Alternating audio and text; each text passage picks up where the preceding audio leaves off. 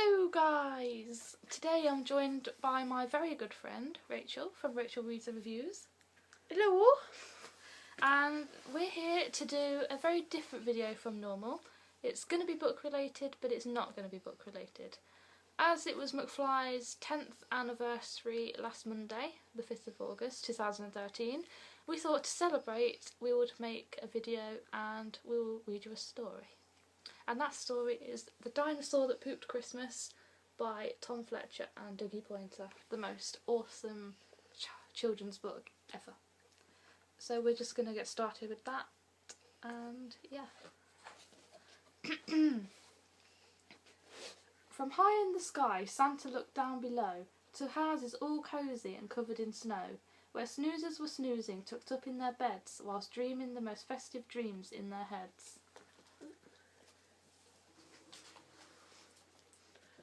But one boy called Danny, a greedy young chap, the greatest chap on the planet in fact, was lying awake on his mountain of toys which stood even taller than most girls and boys. But that wasn't enough. Danny still wanted more. He wanted much more than his toy box could store. So Big Santy C said, "I'll leave him a present, but this year his present might just be unpleasant." Danny heard such a clatter, his heart skipped a thump, 'twas the clopping and of hooves, clippity clump. He bounced out of bed and threw on some clothes and crept down the stairs on his tippy toes. There under the tree were gifts big and small, and a ginormous egg placed in front of them all.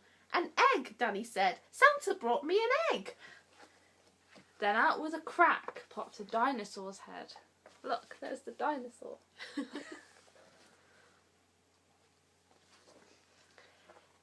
It wasted no time on that cold Christmas morning and started to eat everything without warning. It swallowed the stockings and the Christmas cards too, the red fairy lights, then the green and the blue. There wasn't a single thing Danny could do except sit and watch as the dinosaur chewed. It chewed and it munched and it crunched on Kris Kringle, the reindeer, the sleigh bells and all that things that jingle. But it didn't stop there. There were more things to gobble, much more than the small shiny baubles that bobble. It ate up the cat and the dog and the fish, and from the dishwasher it drowned every dish. The tables and the chairs, the walls and the floors. Now nothing was safe, not even the floors. Now reader beware, the next part is scary, and if you read on you'll need new underwear. I love that. Danny's poor granny was knitting some socks, but the dino had no need for the socks, it had lots. So it slurped up her knitting like strings of spaghetti and gobbled up Granny along with the settee. What hungry dinosaur. Then it ate Danny's mum. She was gone in one bite, and although Danny's dad tried to put up a fight, the dino had grown to the size of King Kong. With a gulp and a burp, Danny's father was gone. Now nothing was left. All Danny could see was a fat dinosaur where his home used to be.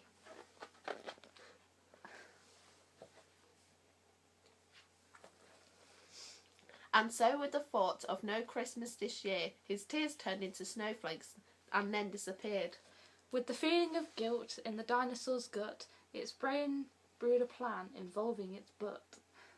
It knew there was only one thing it could do. To put Christmas right, it needed to poo!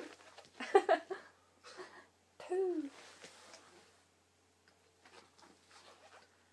It popped out the turkey, the toys and the telly, and even the tinsel was now brown and smelly. It pooped all the presents and pieces of puzzles, it pooped all the things it had previously guzzled. And then Father Christmas yelled out of the way as he flew from the dinosaur's bum on his sleigh. Yeah. Ta-da! The dinosaur finally gave a huge push and pooped Danny's parents in one massive whoosh!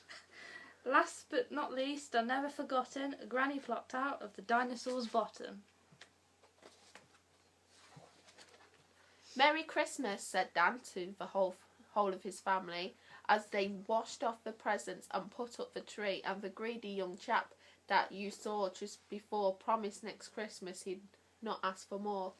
And the dinosaur promised he'd not eat a crumb. As you would if Christmas came out of your bum. I could reread that every single day. So, that was our little celebratory gift to you. Yes. And now we're going to relive some of our favourite McFly memories. What was your favourite McFly memory, Rachel? Probably at the sound check when I heard them practice Nowhere Left to Run for the first time ever. It was just the most amazing feeling ever. It was just, and the atmosphere was just amazing, even though there was just like 6 of us there. Yeah, and it was awesome because when we came in, they was all on the stage and Tom waved at us. He was like, and we were like, oh, hi. And actually, a side note to that, on Danny's Twitter at the time, he took a photo of like his view from his microphone, and we were actually sitting like opposite because you can see my green jumper. So, hooray! Hooray! That reminds me of a quote that Dougie said a while ago. What was Like, that? we're shooting a video in Wolverhampton Civic Hall. Hooray! I just love that. Anyway, what are your top 5 favourite McFly songs so far? Oh, I love Nowhere Left to Run, just for that reason I just said. What's this?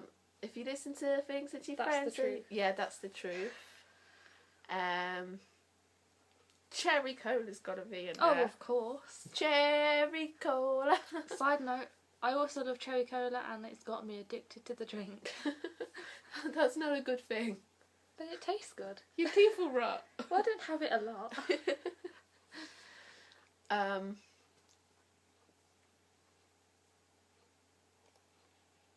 2 more. There's so many out there. I Yeah. don't know which one.